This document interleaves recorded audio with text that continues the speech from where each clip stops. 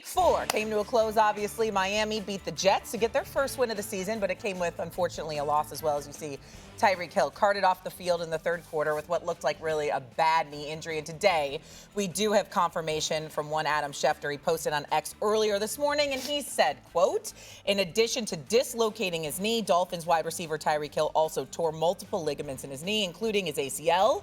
Hill remains hospitalized and will undergo surgery today, meaning Tuesday. Now we have to open this up to what this means for the Dolphins, obviously, and Tyreek Hill's future going forward. And so, Marcus, I'll go to you first. A really unfortunate injury, obviously, for one Tyreek Hill, but also for the Dolphins, who base their entire offense around this man. Shay, you used the perfect word. It's unfortunate. Because last night I felt like they got in a groove with Tyreek. They found him some opportunities to get open. He was using his run-after-catch ability, and you saw kind of this lightning strike from this team that we've been looking forward to. Now, the Jets ain't world beaters on defense, but we've seen this offense operate in that vein and have a tremendous amount of success. And I also thought with the addition of Darren Waller and Tyreek Hill being on the field, this would put Tua in a situation where we don't have to worry about him with the second read. You got a big fella, just go up and make a play if you get in trouble. So Tyreek going down is catastrophic for this team from the standpoint of how teams defend you, now how people come into games not having to worry about him and wrecking a football game. They still got Waddle, and it's still Waller, who looks like he's going to be a big part of this offense. But we know why Tyreek Hill got $100+ million as a wide receiver. It's because people are terrified when they play against him and the potential of him breaking the game wide open. Yeah, we've never seen Tua be good without Tyreek Hill. Yep. We've seen Tyreek Hill be good with other quarterbacks. And when you ask me big picture, what does this mean for the Miami Dolphins? It means that their head coach and general manager probably going to get fired. Mm-hmm. That's what it means. Coming into this season, Mike McDaniel had the third shortest odds of any coach to be fired first. And I have seen nothing through the first 4 weeks to change that for me. I'm not going to get enamored by what I saw last night because I think that had a whole lot to do with the Jets being shorthanded on defense, missing a first-round draft pick and an all-pro player in their front seven. And then, of course, offensively, the miscues. You're talking about them having 3 fumbles in a 4-possession span, 2 of those being in plus territory, 1 being in the shadow of the end zone for the Dolphins going in. Penalties. If Braylon Allen doesn't fumble the ball and they score a touchdown, that's a 14-point swing right there in the game alone. So you had 2 plus territory turnovers, and you got no points out of those drives. And then you fumble the ball coming out of halftime. It was an absolute embarrassment. So to me, that game was a lot more about the Jets losing it than it was about the Dolphins winning it. That is more good game and less good sign. I am not optimistic about what the future holds for the Miami Dolphins because they just lost their best player last night and the identity of that football team. Well, let's put it where the goats can get it. Season's over. I mean, we thought it was over before. It damn sure's over now. They ain't doing that. Yeah. I was about to say, it looked like it was over before. I mean, it looked like it was over before. It's definitely over now. The Dolphins season is done. The Jets, Aaron Glenn, my brother, y'all just looked disorganized. It's like you're a new head coach. You're the former defensive coordinator with the Detroit Lions.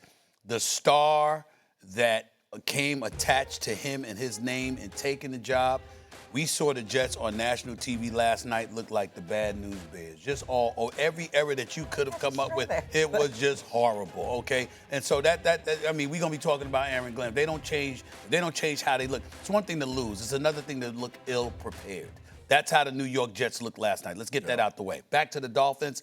We got to remember that Tyreek Hill, even though I know the Dolphins season is over, let's hold off for a second, Mike McDaniels and Chris Greer, in this regard. Tyreek Hill was enduring the worst 2-stretch period of his career. Over the last 21 games, he had 1,224 yards and like 7 touchdowns in 21 games. That's not the Tyreek Hill we know and love. He didn't have a 1,000-yard season last year, even though he played all 17 games, okay? 4 years prior to that, the brother was just electrifying, right? You're going to be 32 years of age, okay? So at the start of 2026, you ain't going to be ready to play then, okay? So we got all of that out the way. Now here's where it gets interesting, though, for the Dolphins and their coach. If somehow, some way, you look better without Tyreek Hill than you did with him, okay? And the ball is spread around a bit more, and let's say, dare we say, they find a way to be effective, I don't think it's going to happen. Okay. All right? I don't think it's going to happen. I think Mike McDaniel's done. I think Chris Greer's done. But what I'm saying is if they look better without Tyreek Hill, then that's usually a good sign for the coach. I can't see that happening. But who knows? I know you played on Law and Order, but you sound like one of them defense attorneys for Chris Greer and Mike McDaniel. I'm not trying to be. I'm not trying to be. Because they've been there long enough, and they haven't had nearly the results that the organization should have. It's unacceptable. The investment that they've made in the quarterback, the investment that they've made in the roster, the cash that owner Stephen Ross has spent, for them not to have a playoff win on the ledger, that's an embarrassment. Yeah. For them to perform the way they have through the first quarter of the season. They missed the last 2 years. They missed the playoffs the last 2 years. Exactly. And the quarterback missing a third of the season has a lot to do with that. So you're saying Tyreek Hill didn't perform up to expectations. It's hard to do that when you don't have the quarterback that you expect coming into the season. Which is why he shouldn't have left Kansas City.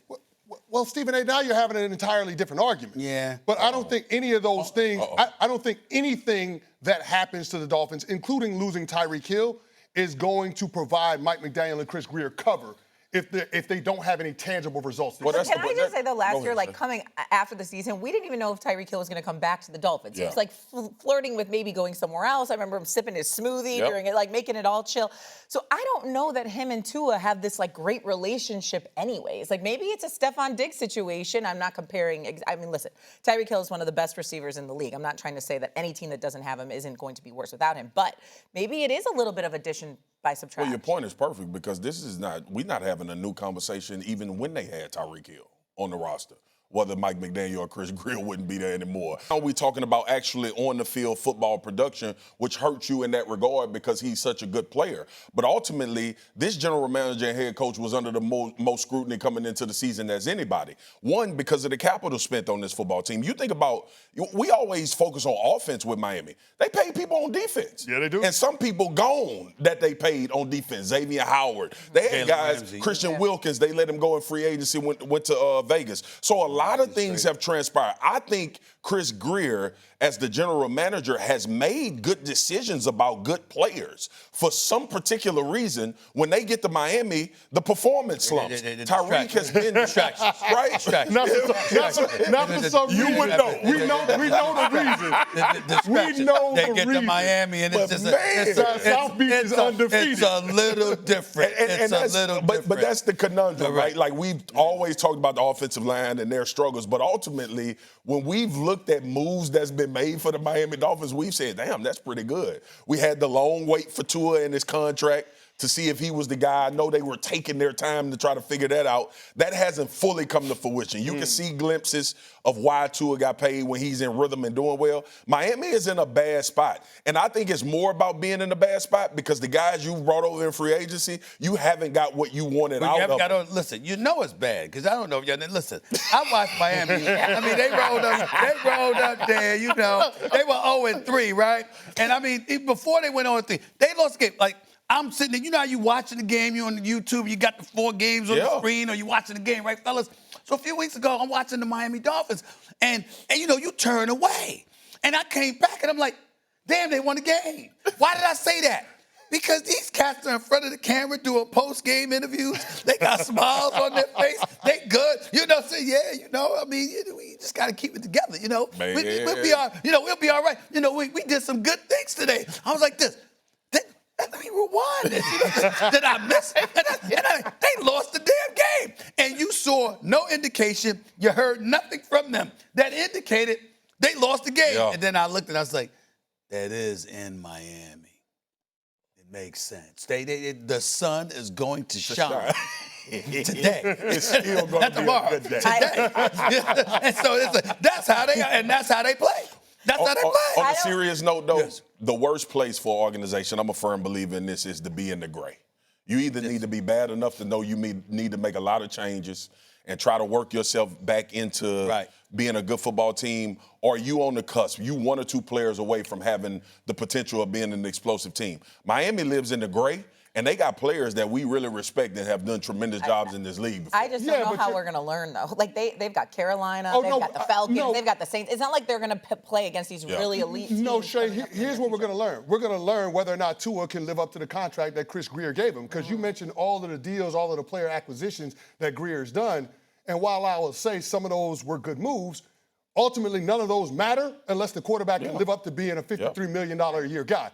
And to this point in his career, Tua has not shown the ability to be a force multiplier, and he's only had one healthy season since he's come into the league. And that's problematic. Speaking of teams being in the gray, I'll tell you a team that's in the gray, the Bengals. Okay. Last night was the other Monday Night Football game that we had, and the Bengals went to Denver to face the Broncos. Of course, they do not have Joe Burrow. He is sidelined for several more weeks.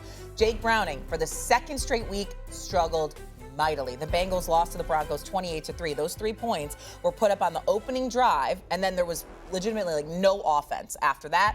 Jamar Chase was on the sideline looking frustrated, as we can all understand. Here's what he had to say after the game. I'm always frustrated if I'm losing, you know what I'm saying? But it's part of the game, man, you know. Sometimes your emotions take over. Sometimes it look like what it's not supposed to. But, yeah, it happens. Honestly, we go out there and we lay eggs sometimes. Do you think you're being targeted enough? How many targets I have today? 6. Yeah. It's usually 6 to 8. I mean, it don't matter. I just want to make a play. Okay, so obviously Jamar Chase is mad. And this is a Bengals team that invested heavily in their offense and their wide receivers. He's got a point. Here's the deal. First of all, he said nothing wrong. No. He wasn't acerbic or abrasive or anything. He just answered the questions that were asked him. He did nothing wrong, okay? That's number one. Number two, we damn sure know when the Bengals score 3 points, it ain't his fault. We know that. We don't know many things in life, but we know that. It ain't his fault. It ain't his fault, okay? We're talking about a Bengals team that had a grand total of 159 yards of total offense. We're talking about a Bengals team where the Denver Broncos had 186. They had more rushing yards than the Bengals were able to generate in total offense, okay? The Bengals had 9 first downs for the game. They converted 18% of their third downs. 18% of their third downs. We know what this is about. Joe Burrow. He's not there. It's that simple. Which is why you went out and paid Jamar Chase, which was why you went out and paid T. Higgins. You didn't pay them just because they could ball. You paid them because Joe Burrow said pay them. Because he said so. And why does what he say matters? Because we see how they are without him. That's why. The Bengals, let me tell you something right now. I applaud Zach Taylor in this regard. At least you finally won a game in September. I mean, at least we're sitting here. I mean, at least you showed that you actually did something in the offseason to prepare for the beginning of a football season, okay? You know, you lose your quarterback. That could happen. But they got to figure out something. Your defense wasn't good to begin with. You remember I told you to take the names off the back of their jerseys on the defensive side of the ball because, Lord have mercy, they ain't going to be able to do anything, right? But then on top of it all, you lose Joe Burrow too. That means the Bengals season, unless Joe Burrow is coming back sooner than later, which he is not, their season's over too. When you can't get, this is what I would say to you about the Jake Browners of the world and others. If you are a quarterback, and you have a hard time getting Jamar Chase and T. Higgins the ball, you really might need to consider, like, yo, I just don't have it. You know what I'm saying? I don't belong in this league. Because I got to tell you something right now. You shouldn't have to be an all-world player to get those brothers the ball. The fact that that's a problem speaks to how bad the Cincinnati Bengals are. Their season is a wash. It's over. But at least theirs is due to injury, unlike Miami, who was done anyway with or without Tyreek Hill. Go ahead, see. Stephen A. I got one question. Go ahead. For you, all right, because you very hard on my dog, Joe Burrow. Do you understand now what he means to the Bengals? Is it showing up for you? As Lethal Shooter would say, I understand. I have never said that Joe Burrow is not a top 5 quarterback in the NFL. Right. Joe Burrow can spin it with the best of them. He's special. The reason that Joe Burrow is in this situation right now is because his head coach, Zach Taylor, insists on being in shotgun more than any other team in the NFL since he's come in the league. That's it. Everybody on defense, all 11 set of eyes can see the ball at all times, which makes your quarterback a sitting duck. But getting back to the Jake Browning of it all, Stephen A., that ineptitude on offense affects the other side of the ball too. Because guess what? The Cincinnati Bengals defense, although they're not very good, they got plenty of practice last night because they played 80 plays in comparison to the Bengals only having 43 snaps on offense. It reminded me of 2005 when Swagu and I played down in D.C. against the Washington Redskins. And we lost 35-7. They ran for 171 yards. They came out in goal line stances because they were not threatened by our offense at any point in that game. At any point. That might have been the loneliest game that we ever played in. Make you rethink. Stop. Go ahead. Can I ask a question? I've never asked this on First Take, ever. When your offense sucks that bad, what do you do as a defensive player when you're on the sidelines and you just walking by? Steven, when you want to walk by, when you talking about, I mean, what kind? You know why he tripping? Because he thinking that you got time to actually think about how to feel about those dudes. Yeah. Stephen A., at that point, you just trying to survive. Yeah, you out there. You trying to get through the game. Yeah. You out there making business decisions. I'm telling you. Right. I'm telling you. So there's no time. There's no time when you're on the sideline. Oh, right? we're talking about each other. And you're on the side. That's what I'm talking about. Oh, yeah. When you're on the sideline and you like, he's sorry ass. Yeah, for sure. Mean, you know what I'm saying? And then they come off the field. I'm talking about before you go back on. Listen, remember, it's special teams. Sometimes you kick the ball up, right? And the special teams come, right? You kick the ball. There's a gap where they get to come back and they walk by you. You don't say anything then? Stephen A., there ain't no gap. Because guess what? They getting ready to punt, and we got to go back on the field after the 3 out. We're on the other side. When they punt, you on the sideline with them for those few seconds. We're not even sitting on the bench. We're not sitting on the bench. We are standing on the other end of the field away from our offense because we know we're going to have to walk right back out there. Right back out there. Period. Hey, get some water. That's what you're saying. Get some water and some air. This week, them Bengals defenders, they need IVs, hyperbaric chamber, cold tub. They need all of them. This is a Zach Taylor problem. Yeah. Like Chris said. And when you think about Jake Browning, and even what you asked Joe Burrow to do, Joe Burrow is so good out of the shotgun that a little bit of it is I can understand because he's such a surgeon in that situation. But it's also getting his seasons ended at a high level by playing that type of football. 3 times. 3 times. And now you got Jake Browning out here who is absolutely, to your point, a sitting duck. Because the first thing you see with the Cincinnati Bengals, I want people at home to do this next week or the week after, whenever they play. I want you to watch Cincinnati line up on offense, and I want you to watch how many people the defense put around the line of scrimmage. Stephen A., from a football context, and CC knows this, when you line up in shotgun, it's to remove people from the box. It's to make people spread the field out. They put 8 people up there against Cincinnati when they stand in this shotgun. And they care. And it does not matter. So, again, I've said this, and CC, I 100% agree with you. Zach Taylor has failed this football team from an offensive standpoint because you have had a franchise quarterback hurt 3 times, and the backup stands no chance. Guys, by the way, just to accentuate this point, they started the game with a 12-play drive. We all saw that last night, got a field goal.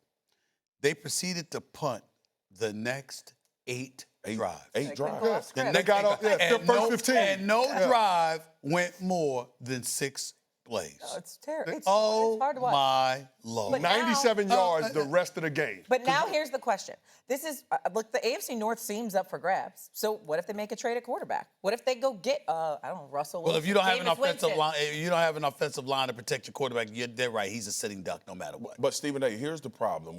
Because I asked Jason Kelce this question, and I knew the answer, and me and CC knows the answer. Please line up in shotgun every play. Yeah. For these pass rushes that they got in the NFL now, please do it. That's why I still contend that the head coach is the problem and his philosophy. You have to evolve this thing, bro. We don't see any offenses in the National Football League that's lining up in shotgun all the time, winning a lot of games. We just not. The Chiefs went to putting Pat under center. Right. We know how good Pat can be. Go ahead. But y'all know you make it sound like he got time to fix it. He don't. He done, bro. That's my point. You can't have a quarterback like Joe Burrow and go 3 straight years out of the playoffs. That's where I'm at with it. That's where I'm at. That's where I'm at with it. They might not Especially sit if on they their can head. blame him for the injury. Yeah, they might try to go out and get Russell Wilson or Jameis Winston. It won't matter. It won't matter. It won't matter. It's over. It won't matter. The Cincinnati Bengals are one of the cheapest organizations, but even they can eat 1 year left on Zach Taylor's contract. And that's where I am done. with it. That's where I am with it. I don't like when people say the O-line. I don't like it. Because when you ask these dudes to block 70 times a game, they gonna look bad. Any offensive line is gonna look bad. And by the way, listen, on one hand, you would look at the organization and you would say, hell, if I know anything about offense and I got Jamar Chase and T. Higgins, I can do something. Come on, man. On the other hand, because the ownership is so notoriously cheap and they cut corners in a lot of people's eyes, you didn't look at them and be like, do I really, really want to be there? They probably should have just did it with Jamar Chase and used the money. No shade on T. Higgins because the brother could ball. But you're right, you don't need it. You need something more. You can philosophically change this offense and be a better football team. Yeah. If Joe Burrow played with the Rams, he'd be a Super Bowl. Sean McVay? So and that happens to be the team he lost the Super Bowl to. Yeah. So let's go copy it. Right. What's wrong with copying it? They tried to. Zach Taylor is a McVay disciple. They tried to. Chris, McVay against Philly. You know what the calling card was in that game? As much as we talk about Matthew Stafford and wide receivers, Kyron Williams was toting that rock. By the way, guys, you never worry about it. All right, we got to go. Last in total offense, last in rushing offense, 30th in scoring and passing and third down offense. They even put up 200 yards of offense more than one. And quarterback out for the season. All right.